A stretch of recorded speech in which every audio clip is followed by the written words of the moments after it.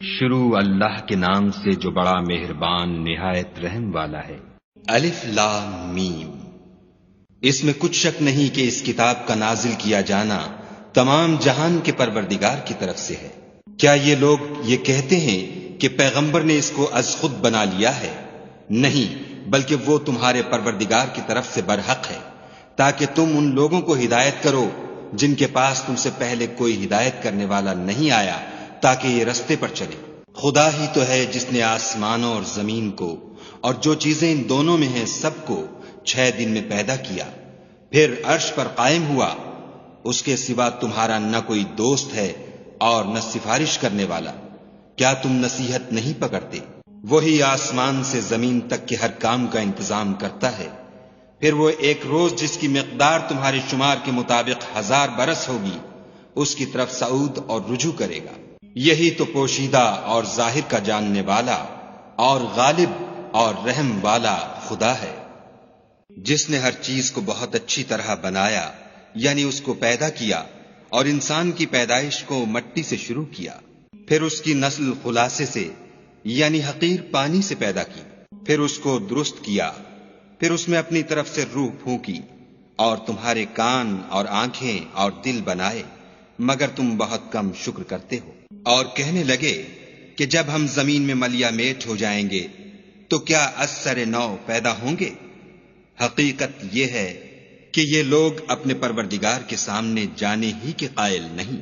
کہہ دو کہ موت کا فرشتہ جو تم پر مقرر کیا گیا ہے تمہاری روحیں قبض کر لیتا ہے، پھر تم اپنے پروردگار کی طرف لوٹائے جاؤ گے، اور تم تعجب کرو جب دیکھو کہ گناہ گار اپنے پروردگار کے سامنے سر جھکائے ہوں گے، اور کہیں گے کہ اے ہمارے پروردگار، ہم نے دیکھ لیا اور سن لیا، تو ہم کو دنیا میں واپس بھیج دے کہ نیک عمل کریں، بے شک ہم یقین کرنے والے ہیں۔ اور اگر ہم چاہتے تو ہر شخص کو ہدایت دے دیتے، لیکن میری طرف سے یہ بات قرار پا چکی ہے کہ میں دوزخ کو جنوں اور انسانوں سب سے بھر دوں گا۔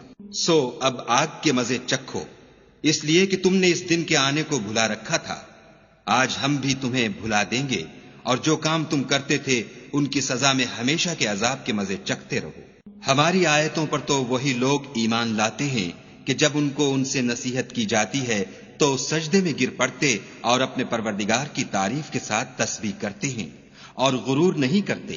ان کے پہلو بچھونوں سے الگ رہتے ہیں، اور وہ اپنے پروردگار کو خوف اور امید سے پکارتے، اور جو مال ہم نے ان کو دیا ہے اس میں سے خرچ کرتے ہیں۔ کوئی متنفس نہیں جانتا کہ ان کے لیے کیسی آنکھوں کی ٹھنڈک چھپا کر رکھی گئی ہے۔ یہ ان اعمال کا صلہ ہے جو وہ کرتے تھے۔ بھلا جو مومن ہو وہ اس شخص کی طرح ہو سکتا ہے جو نافرمان ہو؟ دونوں برابر نہیں ہو سکتے۔ جو لوگ ایمان لائے اور نیک عمل کرتے رہے ان کے رہنے کے لیے باغ ہیں، یہ مہمانی ان کاموں کی جزا ہے جو وہ کرتے تھے۔ اور جنہوں نے نافرمانی کی ان کے رہنے کے لیے دوزخ ہے، جب چاہیں گے کہ اس میں سے نکل جائیں تو اس میں لوٹا دیے جائیں گے، اور ان سے کہا جائے گا کہ جس دوزخ کے عذاب کو تم جھوٹ سمجھتے تھے اس کے مزے چکھو، اور ہم ان کو قیامت کے بڑے عذاب کے سوا عذاب دنیا کا بھی مزہ چکھائیں گے، شاید ہماری طرف لوٹائیں۔ اور اس شخص سے بڑھ کر ظالم کون جس کو اس کے پروردگار کی آیتوں سے نصیحت کی جائے تو وہ ان سے منہ پھیر لے۔ ہم گناہ گاروں سے ضرور بدلہ لینے والے ہیں۔ اور ہم نے موسیٰ کو کتاب دی تو تم ان کے ملنے سے شک میں نہ ہونا، اور ہم نے اس کتاب کو یا موسیٰ کو بنی اسرائیل کے لیے ذریعہ ہدایت بنایا، اور ان میں سے ہم نے پیشوا بنائے تھے جو ہمارے حکم سے ہدایت کیا کرتے تھے، جب وہ صبر کرتے تھے اور وہ ہماری آیتوں پر یقین رکھتے تھے۔ بلا شبہ تمہارا پروردگار ان میں جن باتوں میں وہ اختلاف کرتے تھے قیامت کے روز فیصلہ کر دے گا۔ کیا ان کو اس امر سے ہدایت نہ ہوئی کہ ہم نے ان سے پہلے بہت سی امتوں کو جن کے مقامات سکونت میں یہ چلتے پھرتے ہیں ہلاک کر دیا؟ بے شک اس میں نشانیاں ہیں، تو یہ سنتے کیوں نہیں؟